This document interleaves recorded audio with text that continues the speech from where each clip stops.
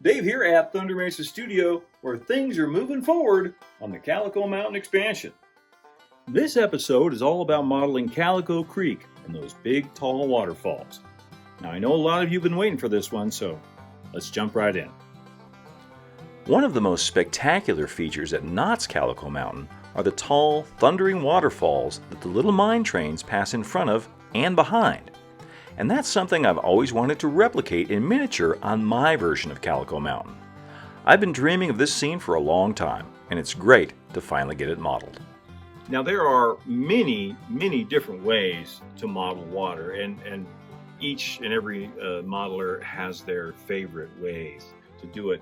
But this is as it should be, because when you think about it, what kind of water are we talking about? Are we talking about fast water, slow water, clean water, dirty water, a stream, a creek, a marsh, a bog, a lake, the ocean?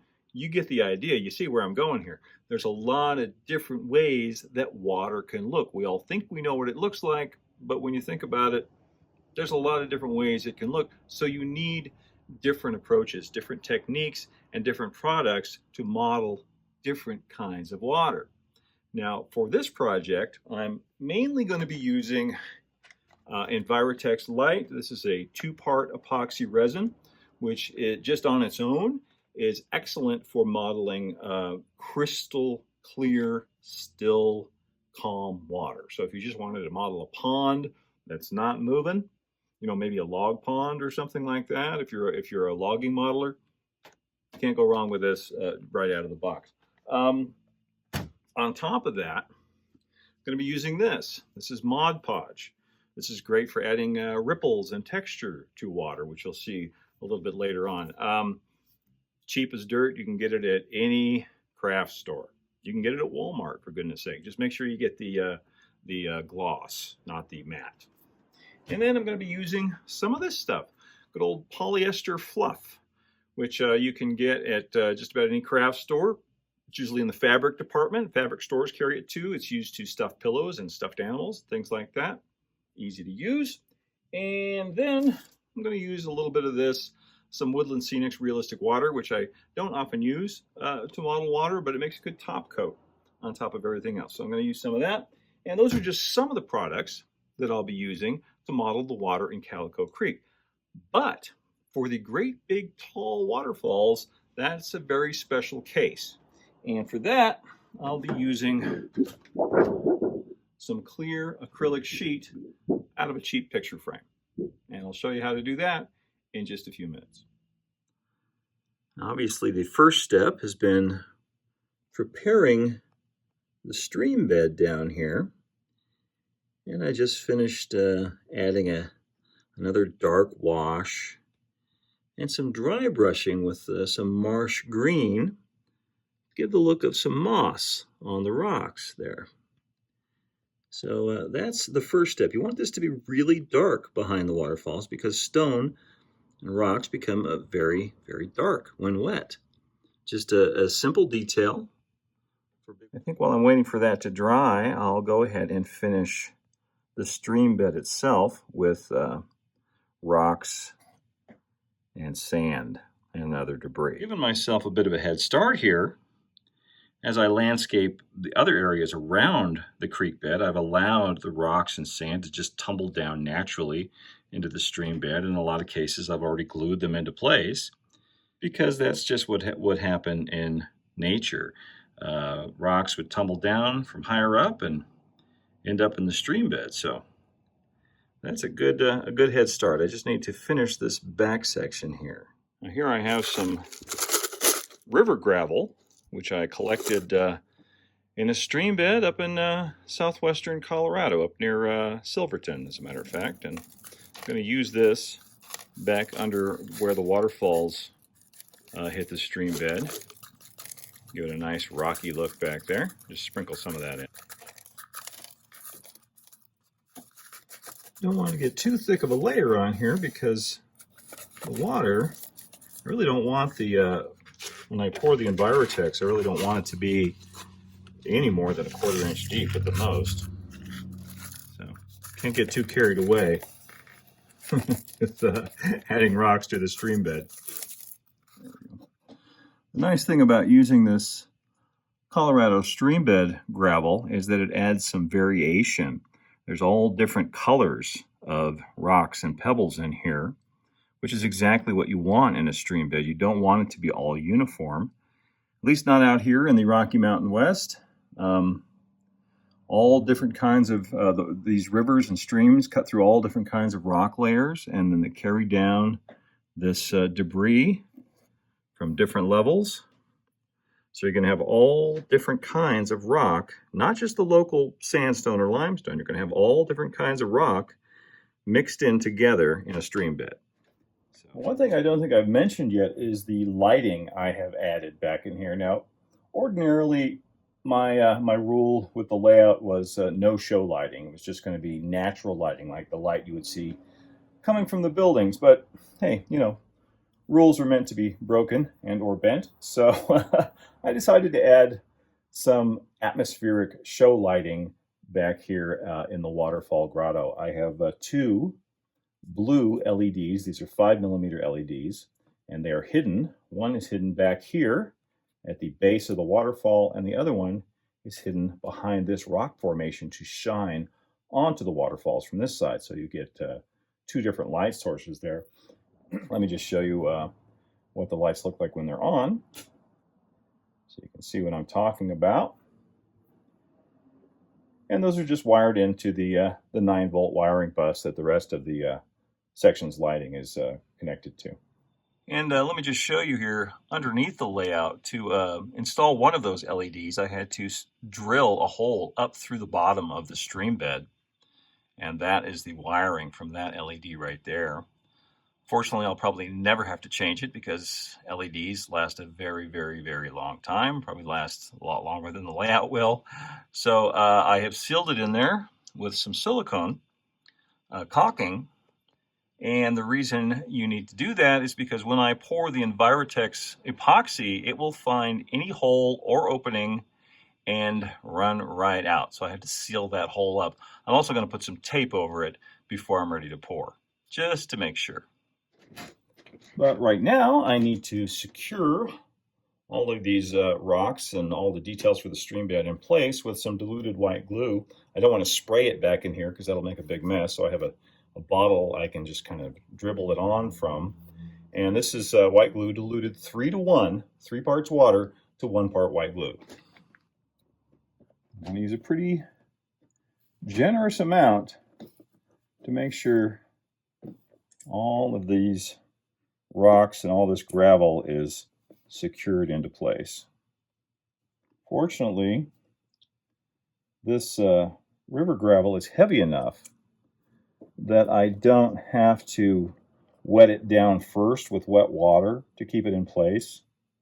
If you're using lightweight stuff like lighter ballast, you're going to need to wet that down with some wet water. That's water with a couple of drops of liquid detergent added to keep it from moving around, to keep the surface tension of the diluted white glue from moving everything around. With the sand and gravel glued into place, I started adding some greenery around the creek bed with bushes, weeds, and flowers from Scenic Express. One little detail I've been planning to add to the creek bed since from the very beginning is a mine car that might have fallen from the track up above. And this is a little kit from Wild West Scale Models for a rotary dump car for 18-inch gauge, and painted it up and rusted it up and glued it down there in the creek bed. And then when the resin is poured, it'll look like it's in the water.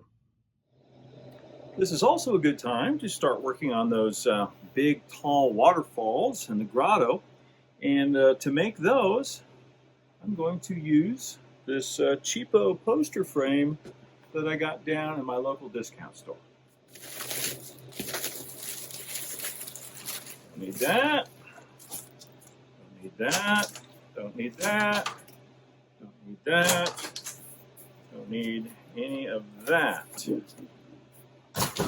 All I need is this clear acrylic sheet. So I want one of these waterfalls to be about 1.5 inches wide, about 10 feet wide. Let's mark that. Mark that. You just should be able to just score and snap this off using a utility knife. Snap that. Yep. There we go. The second one needs to be a little wider. The second one is wider and shorter. With my Sharpie, there it is. Well, I need to make about 2 inches wide. Get through. Get the film off of here. And now, my friends, I'm going to do something rather dangerous. I'm going to use a hot soldering iron to sculpt rivulets and water patterns, basically lines, into the surface of this clear acrylic. And it's dangerous for a couple of reasons. One is this is very hot and you can burn yourself. And the other reason is this emits fumes that you don't necessarily want to be breathing. So I'm going to go around, I'm going to turn on every single fan, I'm going to open every window so the area is very well ventilated, and I'm going to wear a little breathing protection too while I do this. Also put this down so I won't melt my cutting mat underneath. And I think we're ready to begin.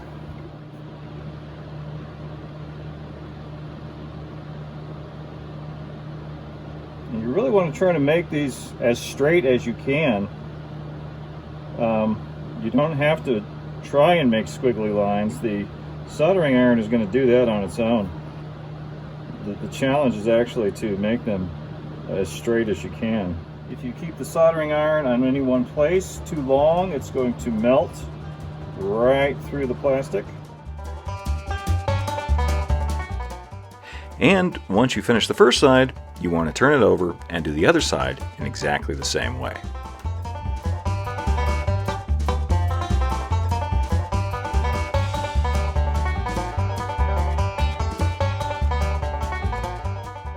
I got this about where I want it, but I want to go back and go along the edge here with the soldering iron. And this, you make little, just use the tip. See what I'm doing? Just rough up that edge. Just kind of push it in, and it gives the look of water rippling down. And this is one of the great things about this particular technique. That is something that's incredibly hard to model with any other kind of media. And it kind of curls back. That's just the way water behaves when it's falling. I just caution against keeping the soldering iron on in any one place too long, because you can scorch the material and it'll no longer be clear. It'll turn brown like that right there. All right, I think I about got that. I'm going to take a little break and let the studio air out before I tackle the next one. Okay, now we have the second waterfall. Pretty much done. Sometimes you'll find when using the soldering iron it causes the plastic to warp, so I'm going to use a heat gun and flatten that out. Now up at the top I wanted to make kind of like a J-shape curve off of the top of the cliff. So once again, just use the heat gun. Heat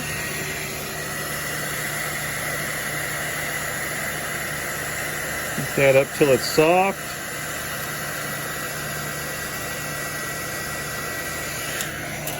And kind of curl it over like that. Now I want to show you guys something else. I know this is something you've all been waiting for.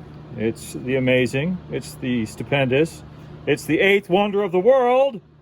Ladies and gentlemen, the backside of water. I just want to do one more little step here before I install these over in the creek bed. If you want crystal clear waterfalls, you're done. You don't have to do anything else. I want the look of a little bit of white foam. So I'm going to dry brush on the back, but I want to get about 99% of this paint off of the brush. And I'm going to do it down here on towards the bottom and along these edges going up here to represent a little bit of foam. And I want to do it only on the back. And that way it doesn't kill the shine of the water in the front.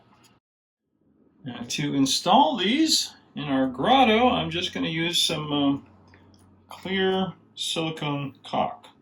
I'm just going to put some on the back right here where this comes off the cliff. This will act as an adhesive.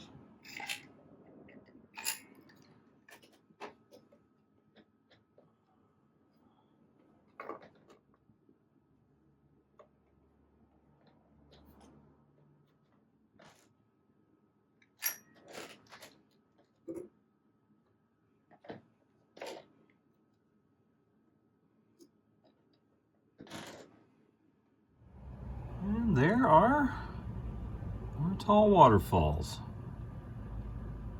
ready to go. Wait for everything to dry and it'll be time to mix up some epoxy resin and do a pour. Well, I've let everything dry overnight, and now I'm just adding a few last minute details before I get ready to pour the Envirotex epoxy. And one of them, for example, this is this polyester, white polyester fluff. And what I'm going to do is take a very small amount of this and pull off a piece about this big. And we're going to kind of roll it up a little bit.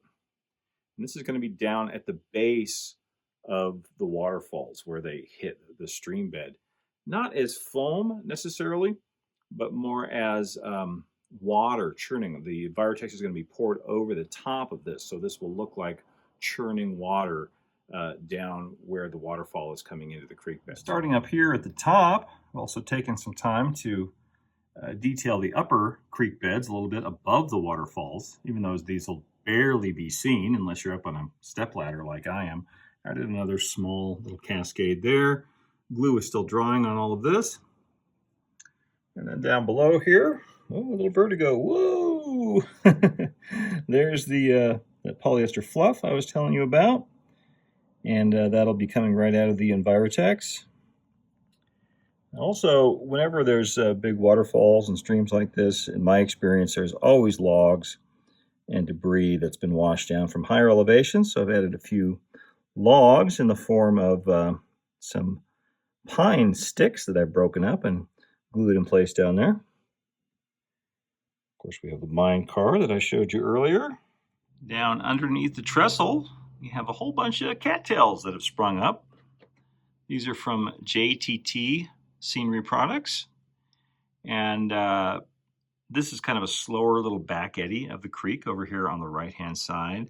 The main channel is here where the water's faster. And where the water's slower, you're going to have things growing in the water.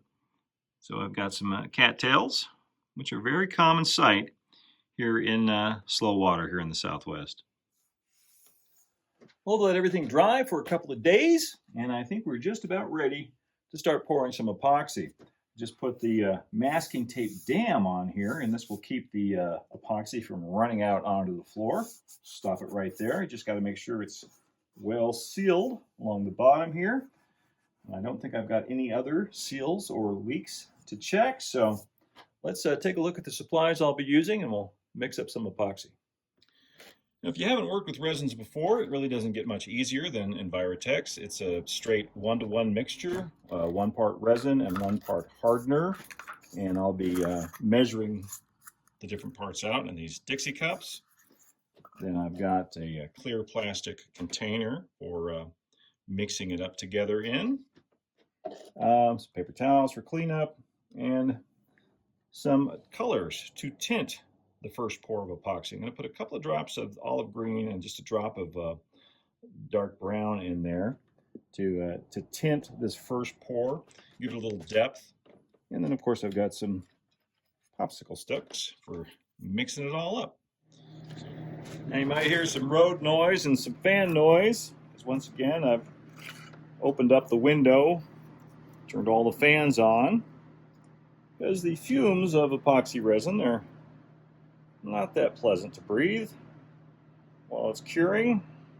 Just about up to the top there.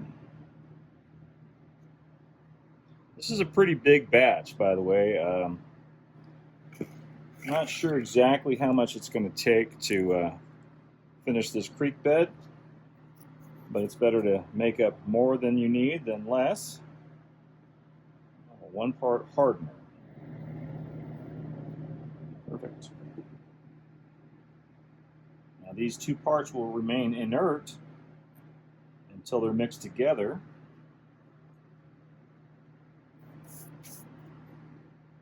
We're ready to do that.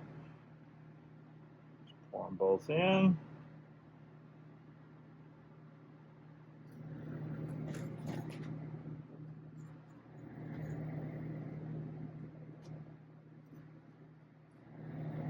Two drops of green, it's olive green, 1 drop dark brown. Now we'll mix that up. And you see, as I'm mixing this, I'm getting all kinds of air bubbles in here. And when I go to pour, I'll use a heat gun to get these out as the epoxy starts to set up.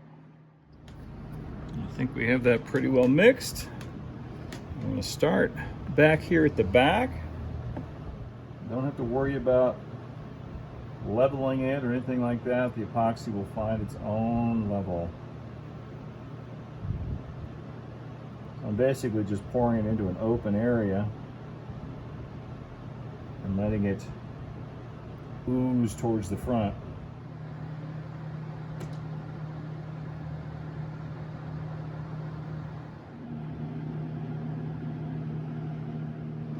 And you see I've got all these air bubbles coming up here from the pour.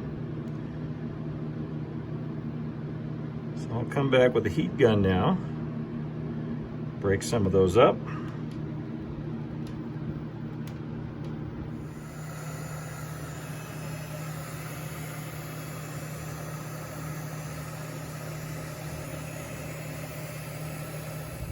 A little bit of an emergency down here. Not in the hole I drilled for the light. That actually sealed up really well, but over here on this edge, apparently it wasn't completely sealed with Sculpting between the foam and the plywood base. And I got a little leak of resin coming out, but I was able to seal it up with some masking tape. And I think I've got it covered now. I think it'll hold. All right, I'm going to let this cure now. Take at least, 3 to 5 hours, and then we'll see if I need to do a second pour. This looks pretty good. I'll let that first pour cure for a couple of days. It's nice and solid now. And now I'm mixing up a second, much smaller pour of just some crystal clear. No paint in it, no tint this time. And this I'm going to use to fill in the upper parts of the waterfalls up here, and just a little light top coat to give it a little bit more depth. I'm just going to start up here at the tallest part. Let that run right down there.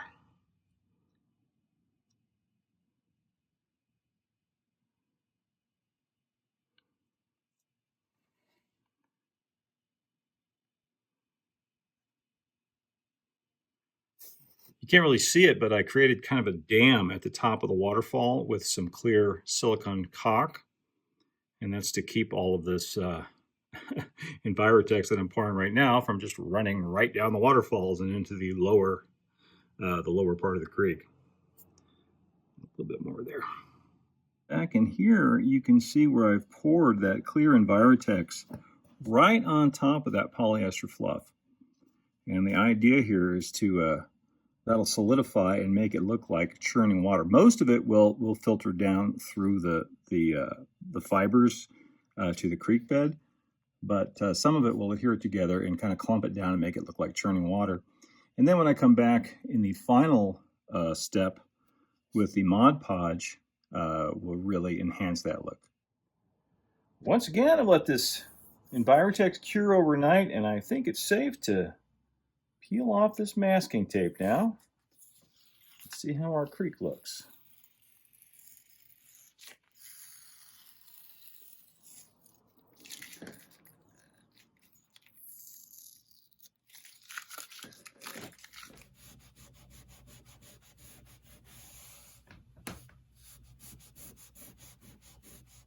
Now that the Envirotex is completely cured, I want to go back and add some ripple effects to the water to make it look like the water's moving.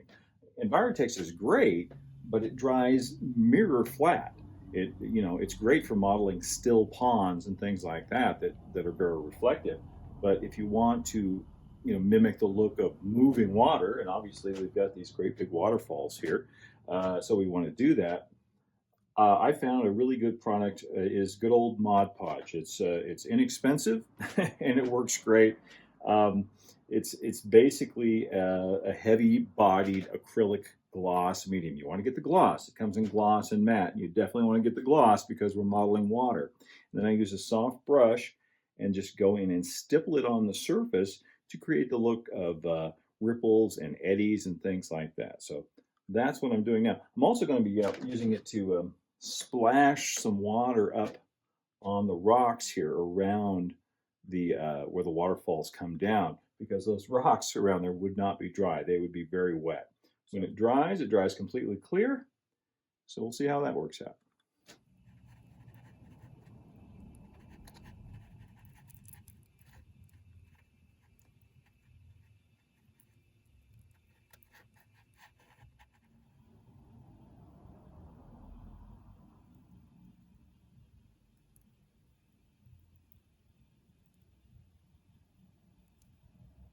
This is really one of those techniques where you have to just kind of trust the process, because as you're doing it, it looks terrible.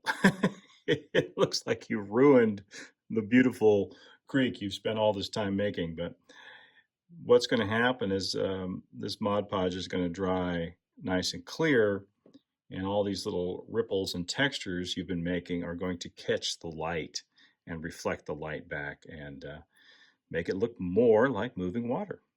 It actually works. Now, fortunately, Mod Podge doesn't take very long to dry, and if you're impatient like I am, you can even speed things up with a hairdryer.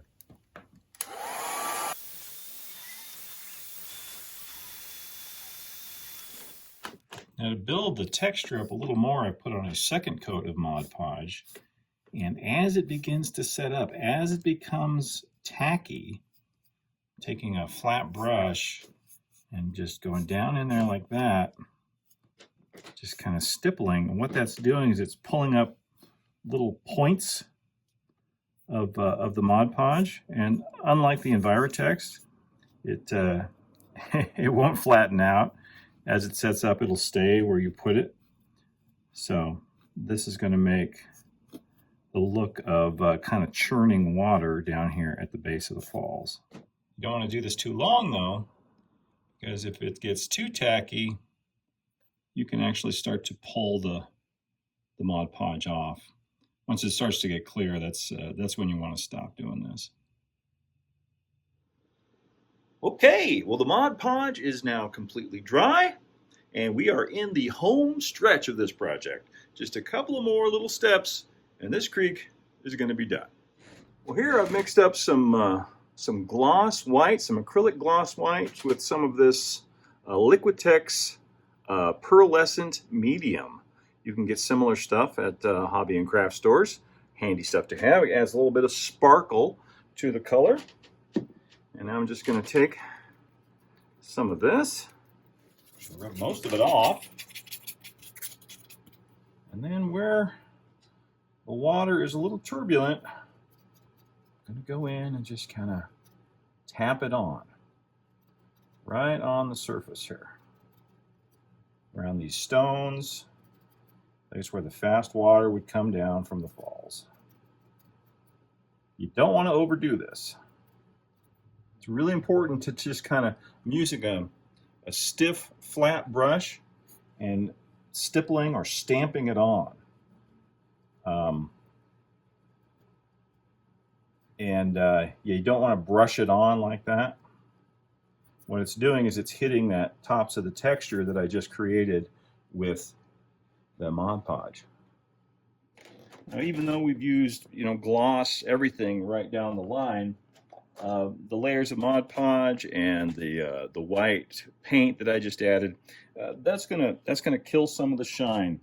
So the last step, one of the very last steps, is you come back with a very high gloss acrylic medium. In this case, I'm using Woodland Scenic's Realistic Water, which is a high gloss acrylic medium. It's exactly the same thing. And I'm going to use that now to go in and bring back the shine in these areas I just finished. And put a very thin layer on. In some areas of the country, I've heard that Mod Podge does not dry completely. Like if you're in a really humid climate, say you're in Florida or something like that,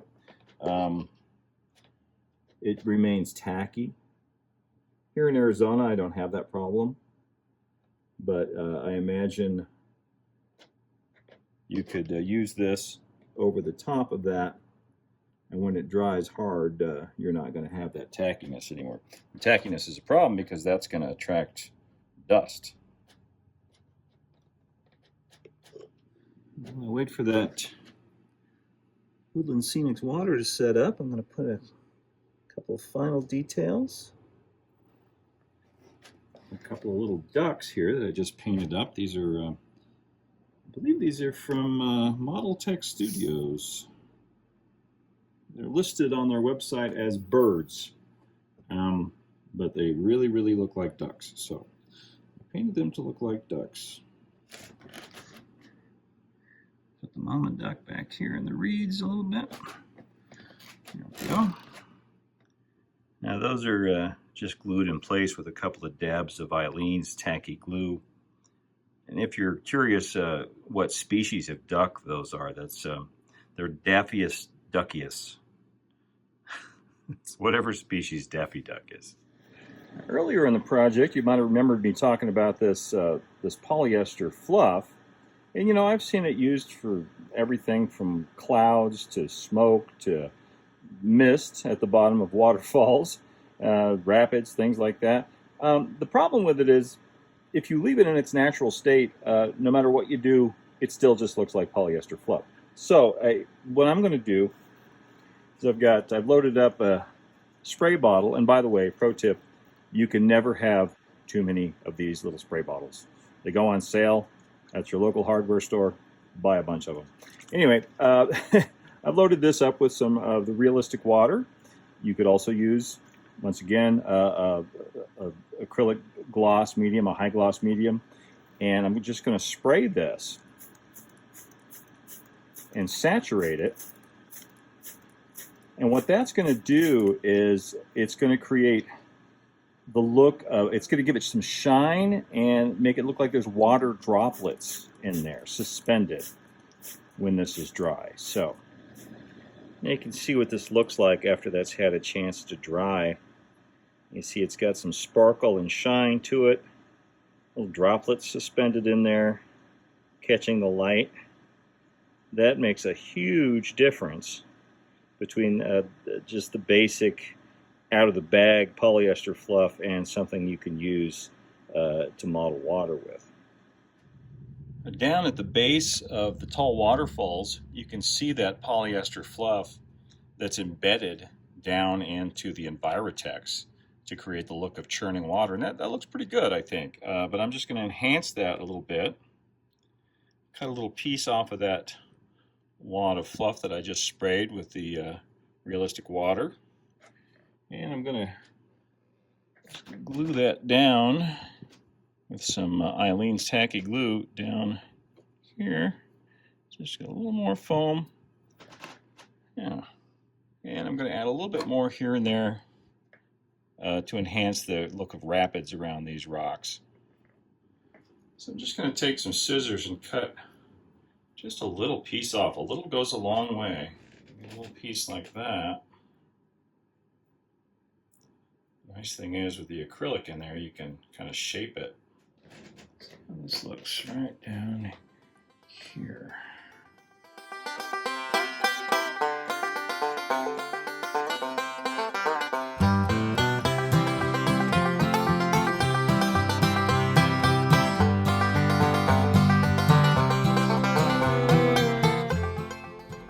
Okay, I think that sells the idea of churning water at the bottom of the falls pretty well. Pretty satisfied with that.